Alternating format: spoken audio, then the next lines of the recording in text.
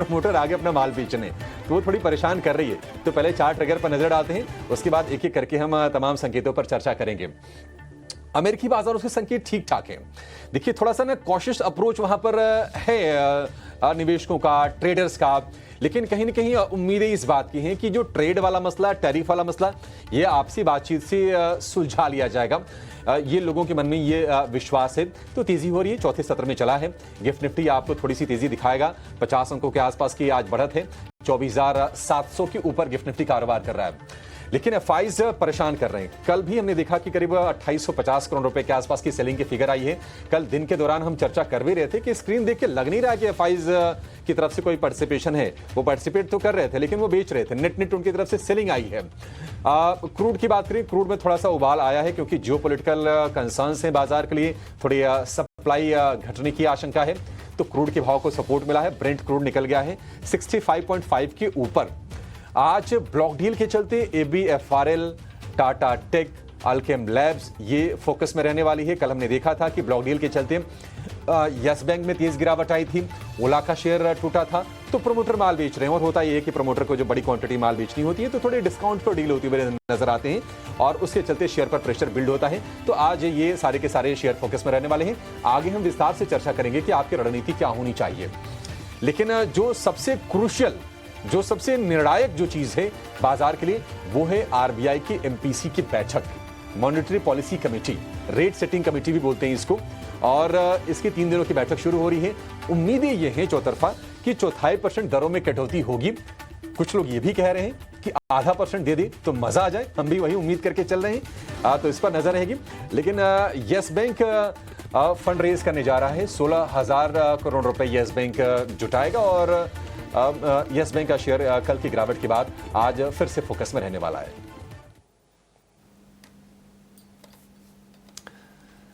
तो ये संकेत तो हो गए। मानसी एक बार फटाफट जरा बता दीजिए आप कि ग्लोबल बाजारों से किस तरह के संकेत हैं और नजर कहां पर रहने वाली है। हम बीचों बीच खड़े हैं, बुधवार का सत्र है आज।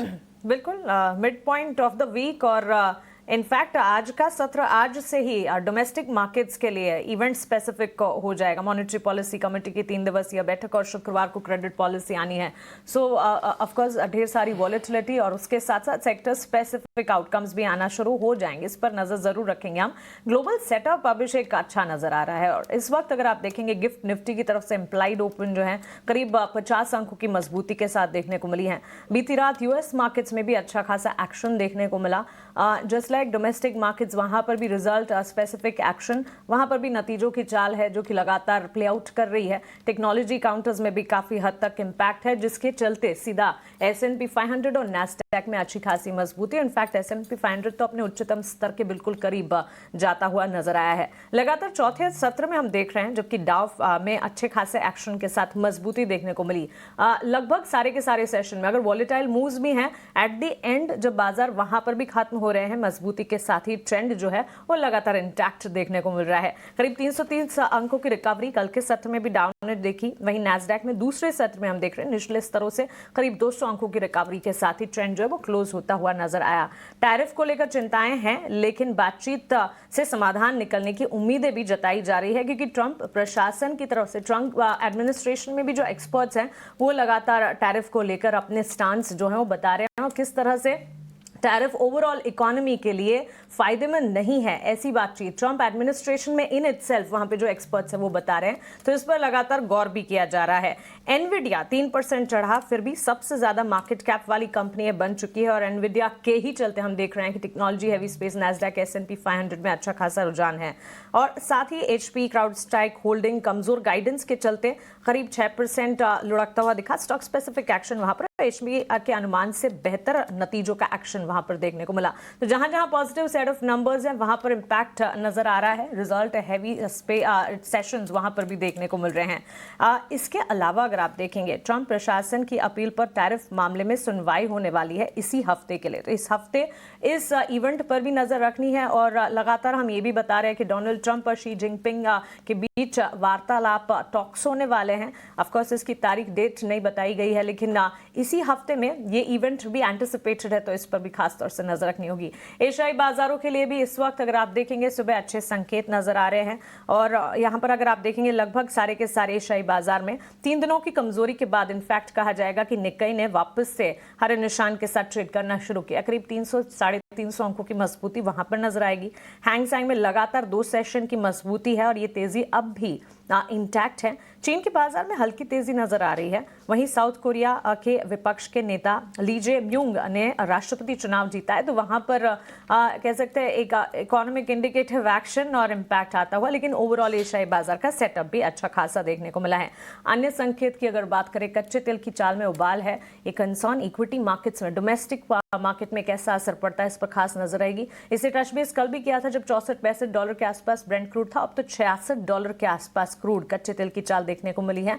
वहीं सोने चांदी की चाल में भी इंपैक्ट है, डोमेस्टिक मार्केट हो चाहे ग्लोबल मार्केट हो। वहीं US 10 ईयर बॉन्ड डील की अगर बात करें 4 के लेवल्स के आसपास 4% के आसपास है और डॉलर इंडेक्स 99 के आसपास। करेंसी की चाल पर लगातार नजर रहेगी क्योंकि डॉलर के मुकाबले रुपए में 2 सेशन से हम कमजोरी देख रहे हैं। ये सारे के सारे सेंटिमेंट्स हैं जो कि ग्लोबल सेटअप से। ग्लोबल फ्रंट आज के सत्र में कल भी हम देख रहे थे ठीक ठाक से संकेत। भारतीय बाजार में ऑफकोर्स वॉलेटिलिटी जरूर नजर आई, लेकिन आज के लिए भी संकेत जो अच्छे खासे और गिफ्ट निफ्टी की तरफ से तो इम्प्लाइड ओपन में 50 अंकों की मजबूती है। लेकिन चलिए भारतीय बाजार की तरफ आगे बढ़ेंगे और भारतीय बाजार में कल के सेशन को अगर याद कीजिएगा, कल दिन भर रेंज में कामकाज देखने को मिला। बिकवाली जो थी हावी होती रही और लगातार तीसरा ट्रेडिंग सेशन था जब भारतीय बाजार में गिरावट नजर आई। ऊपरी स्तरों से लगातार प्रॉफिट बुकिंग का एक दौर है जो कि देखने को मिला है और विदेशी बाजार में जो लगातार उतार चढ़ाव है उसका इवेंचुअल इंपैक्ट भी नजर आ रहा है। FIS DIS के आंकड़े, अभिषेक FIS की लगातार बिकवाली के डेटा पॉइंट्स आते हुए DIS ऑफ कोर्स भरोसा जरूर जता रहे, लेकिन कैश मार्केट में कल के ही आंकड़ों की बात करें FIS की तरफ से 2854 करोड़ की बिकवाली। DIS ने लगातार खरीदारी का सिलसिला बरकरार रखा है और कल के ही सेशन में करीब 6000 करोड़ की खरीदारी की है।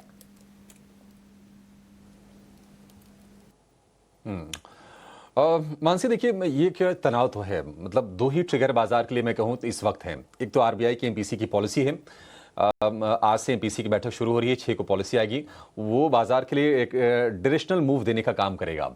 लेकिन FIs की ये जो चाल है ना, थोड़ी सी चिंता में डालने वाली ज़रूर है। आप देखिए कल 2854 करोड़ रुपए के आसपास की कैश में सेलिंग आई है। स्टॉक फ्यूचर्स को भी जोड़ दे तो 2600 करोड़ रुपए और यानी कि करीब 5500 करोड़ रुपए के आसपास की सेलिंग FIs की तरफ से आई है। और DIs ने कैश मार्केट में कितना खरीदा, 5900 करोड़ रुपए के आसपास का। तो DIs कोशिश कर तो रहे हैं, भरपूर कोशिश कर रहे हैं, लेकिन क्या है ना कि बाजार जो रेंज में फंसा हुआ है ये इसी वजह से है कि आप देखिए 2 पहिए हैं, अब एक पहिया चल रहा है, एक पहिया को घिसट घिसट के चलना पड़ रहा है, तो थोड़ी मूव उसी तरह की बाजार में देखने को मिल रही है। और जून सीरीज की जो शुरुआत हुई है, देखिए 3 महीने तो FIs ने बाइंग की है, नेट तो चलिए बाइंग का फिगर आया है और हमने मूव देखा भी कि आप 21,800 से 24,800 तक आके खड़े हो गए। लेकिन उसके बाद क्या, उसके बाद FIs की तरफ से ये माहौल बड़ा हम कह सकते हैं कि लैकलस्टर है। कल के अगर आप इंडेक्स फ्यूचर्स देखिए, वहां पर भी 2500 करोड़ रुपए के नेट सेलिंग है।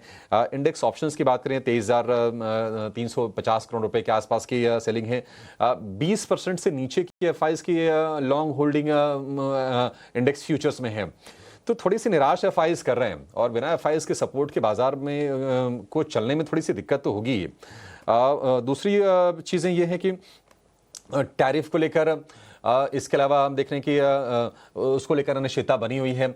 जियोपॉलिटिकल फ्रंट पर भी थोड़े से कंसर्न्स हैं और बाजार के लिए एक और चिंता है जो बार बार स्पीड ब्रेकर का काम कर रही है, वो है ब्लॉक डील्स। बड़ी बड़ी ब्लॉक डील्स आई हैं। हमने देखा है कि प्रमोटर के अगर हम सेलिंग की बात करें, ITC, इंटरग्लोब, भारती एयरटेल, कल के सत्र में हमने देखा यस बैंक, ओला, ये ब्लॉक डील का सिलसिला आज भी जारी है। ABFRL हो गया, इसके अलावा एक कंपनी इंडिजीन है, टाटा टेक्नोलॉजीज है, अल्केम लैब्स हैं। तो ये ब्लॉक डील का सिलसिला रुक नहीं रहा है। देखिए ब्लॉक डील से ऐसी कोई ऐसा नहीं कि कोई नेगेटिव चीज़ होती है ब्लॉक डील होना। कोई एक अगर अपने स्टेक को ऑफलोड कर रहा है तो कोई हो सकता है कि बड़ा निवेशक स्टेक खरीदता है, बट अमूमन होता यह है कि थोड़े डिस्काउंट्स पर डील होती हैं तो बाजार का जो मोमेंटम है थोड़ा सा वीक होता है, थोड़ा सा प्राइस के लिहाज से वो नेगेटिव साइड पर चला जाता है। तो उसके चलते बार बार ये हम होता हुआ देख रहे हैं। और ये भी हो रहा है कि इस बाजार की जो हालिया जो तेजी रही है 3000 पॉइंट के आसपास की, उसमें बड़े बड़े ब्लॉक्स हो रहे हैं, मतलब बड़ी इक्विटीज ट्रांसफर हो रही हैं। 3-4% तो ये नॉर्मल नॉर्मल हो गया, 5-5, 10-10% के आसपास की भी हमने इक्विटी ट्रांसफर होते हुए देख रहे हैं। तो ये थोड़ी चिंता है और एफआईज जो लगातार बेच रहे हैं वो थोड़ा सा तनाव का एक विषय ज़रूर है। उम्मीद करके ये चलेंगे कि यहाँ से मान लीजिए अगर पॉलिसी में आरबीआई की तरफ से सरप्राइज आ जाता है तो एक निश्चित तौर पर एक अच्छा ट्रिगर होगा। आधे % के रेट कट तो चाहिए, 1/4% तो लगभग बाजार ने अपने प्राइस में डिस्काउंट कर लिया है। ये ऑप्टिमिज्म बिल्ड है। अगले कुछ सत्र में आपके लिए बैंक होंगे, फाइनेंशियल्स हो गए, कंज्यूमर फाइनेंस वाली कंपनीज होंगे, रियल एस्टेट, ऑटो, ये निश्चित तौर पर फोकस में रहने वाले हैं। देखिए एक और चीज नोटिस करने वाली है मानसी, वो ये कि बाजार का टेक्सचर ऐसा नहीं कि वीक हुआ है। बार बार हम देख रहे हैं कि अपने सपोर्ट्स को रेस्पेक्ट कर रहा है, एक रेंज में जरूर है। अगर आप पुट कॉल रेशियो को देखेंगे तो 0.7 का पुट कॉल रेशियो है। सीधा सीधा मतलब ये है कि जितनी पोजीशन पुट साइड में ऐड हो रही है उससे कहीं ज्यादा कॉल साइड में ऐड हो रही है, तो उसको लेकर चिंता नहीं है। एक के ऊपर जाता है तो फिर थोड़ी सी तनाव बढ़ती है, तो वो ठीक है। अगर ये नतीजों का सीजन खत्म हो गया है तो अब स्टॉक स्पेसिफिक मूव भी बाजार में मिलेंगे। और हाँ, नोटिस करने वाली चीज ये भी है कि दिग्गजों के मुकाबले मिड कैप स्मॉल कैप का परफॉर्मेंस बेहतर रहा है पिछले महीने, और अभी भी हम देख रहे हैं कि वहां पर स्ट्रेंथ दिख रही है। बस ये है कि हाँ, आपको स्टॉक स्पेसिफिक मौके के बारे में आपको बाजार में पड़ताल करना पड़ेगा और उन पर नजर रखनी पड़ेगी। तो ये 2 ट्रिगर हैं। एफआईएस की बिकवाली अगर रुकती है तो बाजार के लिए बहुत अच्छे ट्रिगर के तौर पर काम करेगा। और अगर मेरे हिसाब से अगर आरबीआई आधे % के रेट कट का तोहफा दे दी तो बाजार को कह सकते हैं कि आगे बढ़ने से कोई रोक नहीं पाएगा। गुड मॉर्निंग अभिषेक। ये दिल मांगे मोर, यही का जो है रिक्वेस्ट है, 25 बेसिस पॉइंट से ज़्यादा 50 बेसिस पॉइंट्स करें। और आपने बहुत सही पॉइंट पकड़ा है, रेट सेंसिटिव स्टॉक्स। अब दर्शकों को मैं बता देता हूँ कि rate sensitive stocks of course हमने देखा, अच्छी मोमेंटम भी देखने मिली पूरे हफ्ते। जो है आप कहेंगे पीएसयू बैंक्स या प्राइवेट बैंक्स, वहाँ पे भी थोड़ी हलचल है। अब रियलिटी स्पेस में भी जो है हमने देखा कि अच्छी मूवमेंट आ रही है। और अब एनबीएफसीज, तो इसमें क्या एक ट्रांसमिशन इफेक्ट आता है। तो ये 3-4 सेक्टर्स ऑफ कोर्स बहुत इंपॉर्टेंट होते हैं, जिस तरह आरबीआई की एमपीसी डिसीजंस देखने मिलती है। End of course importantly consumption भी एक बहुत बड़ा पार्ट होता है। जिस तरह इंटरेस्ट रेट कम होते हैं तो कंजम्पशन लेवल्स भी बढ़ती हैं। तो यहाँ पे 4 या 5 मूविंग फैक्टर्स होते हैं, तो उस पर नज़र हमारी ज़रूर रहेगी। लेकिन ऑफ कोर्स अभिषेक, निफ्टी जिस तरह सेट हो रहा है, कल भी देखा हमने, जो second half of the day था वहाँ पे गिरावट बढ़ी थी। और ये जो सेशन है रेंज बाउंड जो धीरे धीरे करके एक छोटा रेंज में निफ्टी जा रहा है। तो उसके कारण क्या हो रहा है, इंपॉर्टेंट लेवल्स जो है हमारे सपोर्ट लेवल्स, उसको जो हम डेली चेंज कर रहे हैं। और एक टाइप से कह सकते हैं एक लॉन्ग टर्म रेंज लेवल बन रहा है, एक शॉर्ट टर्म रेंज लेवल बन रहा है। और आपने दर्शकों को बताया भी था कि निफ्टी बैंक को जो है अब रेंज बाउंड रहेगा, तो स्टॉक स्पेसिफिक ज़्यादा मूवमेंट आएगा। आप इंटरेस्ट रेट सेंसिटिव स्टॉक्स तो एक हो गए, लेकिन एक दूसरा सेगमेंट है मेटल का स्पेस। मेटल का स्पेस में ऑफकोर्स ट्रम्प जी ने साइन कर दिया है, आप कहेंगे टैरिफ के इंक्रीज़ का 25 से 50% का। तो लार्जली मेटल में तो ज़्यादा कंट्रीब्यूशन निफ्टी में है नहीं। बट अभिषेक, न्यूज़ फ्लोज कम हो चुके हैं, अर्निंग सीजन भी ख़त्म हो गया है। 2 या 3 ही फैक्टर्स है जहाँ पे मूवमेंट देखने मिल रही है, और इंडस्ट्री स्पेसिफिक या स्टॉक स्पेसिफिक ही मूव्स आ रहे हैं। इसके कारण जो ऑफकोर्स निफ्टी में ज़्यादा मूवमेंट नहीं दिखने मिल रहा है। एंड निफ्टी की बात करें तो ये एक रेंज बाउंड जो है लेवल्स अभी भी दिखने वाले हैं। निफ्टी बैंक देखिए थोड़ा सा एक पॉजिटिव बायस ज़रूर देखने मिलता है। बट निफ्टी की अगर सिर्फ बात करते हैं अभी अभिषेक, तो निफ्टी की क्या सेटअप लगती है, ये बताएं। शरद, गुड मॉर्निंग। देखिए ट्रिगर ही बनेगा, आरबीआई की पॉलिसी ही ट्रिगर बनेगी निफ्टी को अगर अपने रेंज के बाहर निकलना है तो। 25,000 के ऊपर अगर निफ्टी जाके सस्टेन करेगा तो भी आप एक तरफा मूव की आप उम्मीद करके चलिए ऊपर साइड में, अदरवाइज रेंज का है। और इस रेंज में हो क्या रहा है ना कि ऊपर की तरफ नीचे की तरफ दोनों की तरफ मौके मिल रहे हैं। शॉर्ट वाले लॉन्ग वालों के लिए मौके हैं। अब दिक्कत यह है कि स्विंग्स बड़े तेज आ रहे हैं, और अब आप पहले से अगर कुछ सोच के ट्रेड करें तो फिर हो सकता है कि फंस जाएंगे। तो बाजार खुलने के बाद जिस तरह के डायरेक्शंस आ रहे हैं, अब उसके हिसाब से ही ट्रेड लेने में समझदारी है। लेकिन ये रेंज का बाजार बिल्कुल शरद, ये मुझे लगता है कि 1-2-3 सत्र तक और ये बना रहेगा। कल जो बड़ा क्रूशियल सपोर्ट था 24,500 का निफ्टी के लिए, निफ्टी ने बड़े मुश्किल से उसको बचाया है। मतलब वहां तक तो आ ही गए थे, ऑलमोस्ट 50-60 अंक ऊपर जाके हमने क्लोजिंग दी है। और पिछले 6 में से 5 सत्र में निफ्टी में बिकवाली के आंकड़े देख चुके हैं रेंज के बावजूद भी। तो जो सपोर्ट लेवल हैं वो थोड़े क्रूशियल हो जाते हैं। वो सपोर्ट कहां पर है, 24,500 से लेकर 24,450, ये सपोर्ट के लेवल्स हैं। और अगर मान लीजिए ये सपोर्ट लेवल अगर ब्रेक होते हैं तो फिर आप निफ्टी को हो सकता है कि 24,200 24,000 तक भी जाते हुए देख सकते हैं। 24,000 तक का मामला बिल्कुल सेफ है, उसके नीचे जाने की आशंका बिल्कुल नहीं लग रही है। लेकिन अगर हम रेजिस्टेंस के लेवल की बात करें, जो ऑप्शंस के डेटा जो सजेस्ट कर रहे हैं, कॉल्स का कंसंट्रेशन जो है OI सबसे ज्यादा है 24,800 पर, तो वो लेवल एक रेजिस्टेंस के तौर पर निफ्टी के लिए काम करेगा। और अगर हम मजबूत रेजिस्टेंस की बात करें तो वो है 25,000 का शरद। रेंज के बाहर निकलने पर ही मेरे हिसाब से ट्रेड के मौके बनेंगे निफ्टी में। तो निफ्टी के मुकाबले निफ्टी बैंक ठीक लग रहा है। अगर ट्रेड करना ही इंडेक्स में तो वहां पर बेहतर मौके हैं। हालांकि कल हमने देखा कि 4 दिनों की लगातार तेजी के बाद बैंक निफ्टी में भी मुनाफा वसूली का एक सत्र हमने देखा है। वो लाजमी सी बात है, लगातार चल रहे थे।